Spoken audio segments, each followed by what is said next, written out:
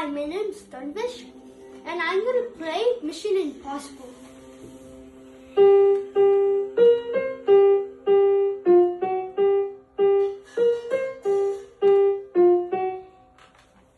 Okay, now let me show you how to play that. So you had to do G 2 times.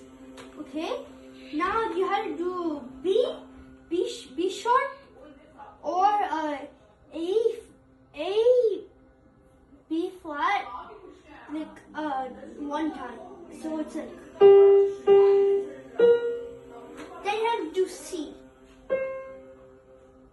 Then after doing C, you had to jump from C to G, and then 2 times. Then you had to go to F, and then F sharp.